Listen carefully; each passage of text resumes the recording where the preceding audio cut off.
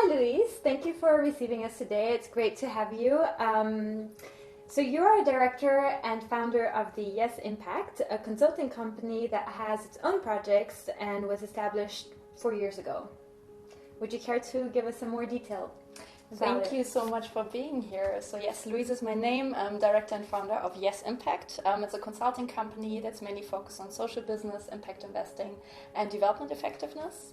I work mainly with big international organizations, corporations, government, NGOs, and really creating an impact around the world, especially social impact, and also have my own projects in Uganda and Nigeria.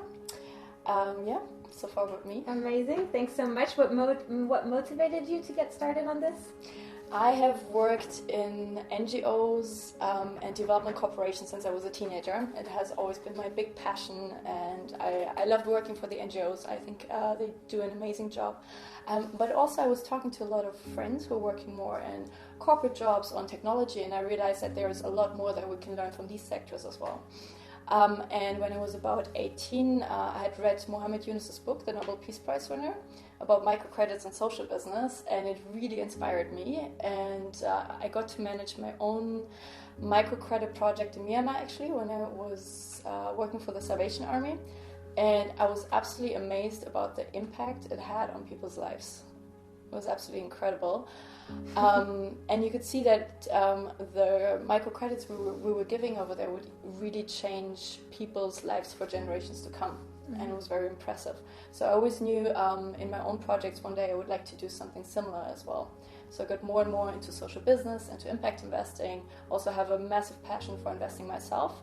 And I saw that a lot of people who were investing were looking for new models as well, looking into something where it would not just be investing in stocks, but also really having an impact with their investments. So I started to engage more, meet more people who were social entrepreneurs, who were impact investors, to learn more about the sector, and then decided to do my own thing in that.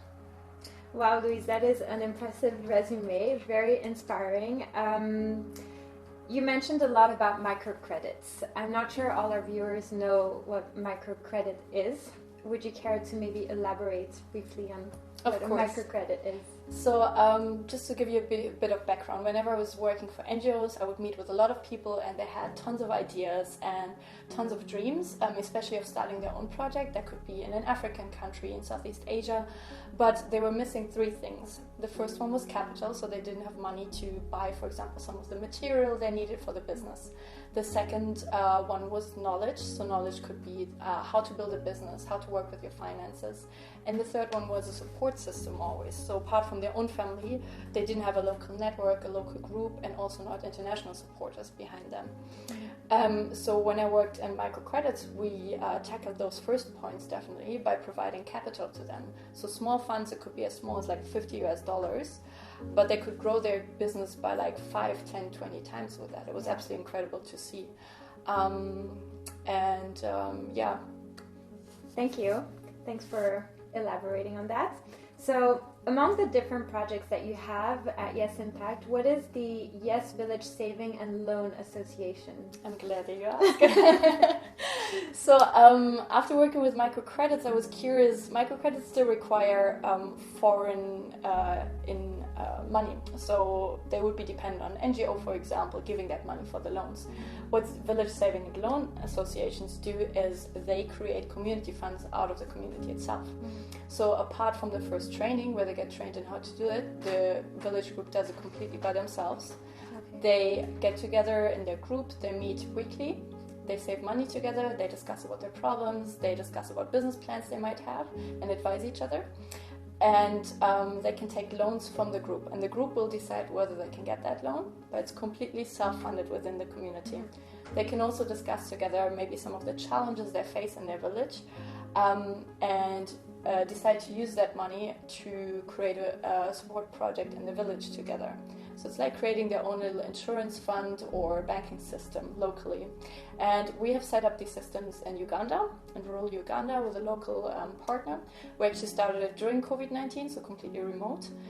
And we saw even after a few months that it was going extremely well. There was hardly any money needed from my side to start it even. And people would start their own businesses, they would repay the loans. It was very reliable and they were enthusiastic. I was there for all the major events. I would talk to them regularly via Skype or Zoom.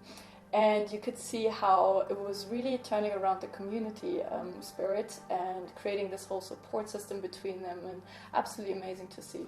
Wow, that's really great. I think it's a really interesting way to have an impact in those communities, because at the end of the day, they are the ones who know what they need the most. Absolutely. And even if you're working remotely. So, through your project, YESS Impact Blocks, you are using blockchain technology in your project. So, what are you using it for, and where do you see further potential of this technology for social impact? So one of the challenges we faced right away with the Village Saving and Loan Associations was that we had no access to the information. So if somebody from the local NGO or me wanted to get access to what is actually going on there, we had no idea. And also, usually these groups, they keep their information in books, local books, and one of the books got eaten by a local animal.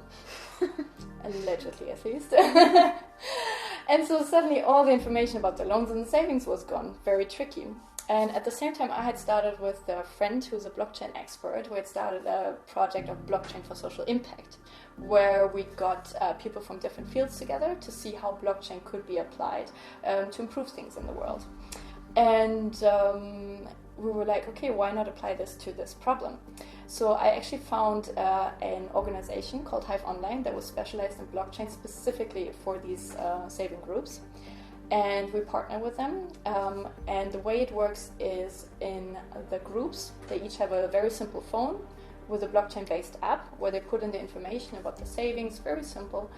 And this app is connected to the blockchain. So me, for example, here in Switzerland, I can simply go on a website, also connected to the blockchain, and look at the information of how many meetings these groups have, how much money has been saved, how the loans are going on, and very good like that. And I also see that blockchain has a lot of potential to be applied in many different contexts, such as to cut out the middleman, to reduce the management costs, the administration costs, transfer costs, also for trans-border. For example, if you want to send money for impact investing or donations, it really cuts down the cost. I sometimes pay 10% on international transfer to Uganda, so 10% of donations or impact money gets lost in that. Yeah. And with certain blockchains, you can go down to 0.03% or something like that of the costs. So there's really lots of potential there. Yeah, so much more efficient. So much more efficient, yeah. Amazing. In terms of impact investing and social businesses, what would be the main gap that you perceive between them and, for example, in the businesses that you invest in Uganda, as you mentioned? I think the biggest gap is also why I started this whole thing is when we speak about impact investing, it usually means big banks, big family offices that are donating into corporations in developing countries of 250,000, 1 million, a couple of millions. It's hardly ever reaching the very small enterprises, the micro enterprises. Yeah. So it doesn't reach the poorest of the poor. They're still very important impact investments, but we really want to make sure that people, even in the rural countryside and that do not have access to a lot, get the chance to participate in that and also get the impact money. Mm-hmm. So really bridging from the investors to the microcredit businesses. Yeah. Also because there's a lot of retail investors, as you call it, so private investors, not the big ones. They're very interested in that. They love impact investing as an asset class as well. Yeah. And they see that their investment could have a lot of impact, but they don't know how to connect to the person in the village somewhere in rural Uganda, for example. Mm-hmm. So this is something we provide as well. I definitely think that's really great because, as you mentioned, these big corporations, at the end, there are so many intermediaries and you're cutting out through all those chains and, however you can call them, and you have a direct contact with rural communities in Africa. You see the impact on them directly, so it's really admirable how you created that network, actually, for yourself. and all the way from Switzerland, actually, from Zurich. It was a challenge. So, yeah, I think that we can say that really today you can do anything remotely from one continent to the other, and you can still directly see how it's impacting them, because they report to you directly through Zoom, through posts on LinkedIn, with photos, with videos. I saw that video where they were wishing you a happy birthday. Dancing on the birthday. Yeah. Which is so sweet. inspiring. So that's great. Thank you so much.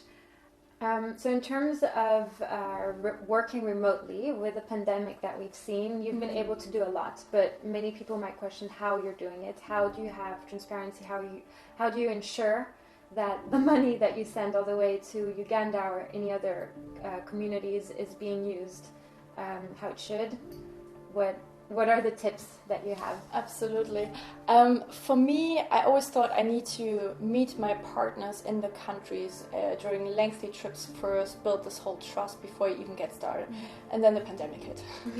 And suddenly I saw this guy on LinkedIn. He was talking about how people were actually starving in the communities because of the very strict COVID lockdown rules in this country where they couldn't work.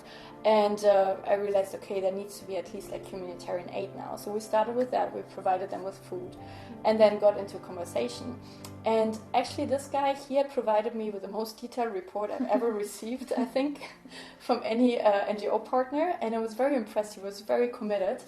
And it started, and he was always very reliable and things like that. So it started building the trust already. So we were discussing how we could go deeper, how we could help them be not dependent on foreign aid in a catastrophe like that.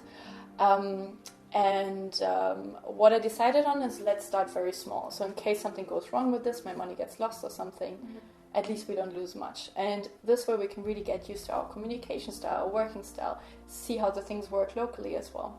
And so we started with a very small project, small investment of mine. And again, it worked really well. So we scaled it up. It's the same you would do with the microcredits or the local loans. You go step by step and you build it up bigger and bigger. Communication was important for us. We did it regularly, but nowadays you have so many different means. Like I can join an actual Zoom inauguration ceremony of a local project and they're all cheering on the other side and I'm cheering here from Switzerland. I can FaceTime them. There's so many options nowadays, and also for our reporting. So people can directly access anyone over there or the leader of our NGO via LinkedIn, via WhatsApp. So many opportunities. And and also for me it was just important to share what we're doing. So there's a lot of transparency. People know exactly where this is, what is going on, and if they invest with us, for example, where the money goes as well. Yeah, I think that it really brings value, this relationship you have with them. It's a relationship of trust, and that's thanks to the fact that you have direct communication with them, with all these opportunities you mentioned.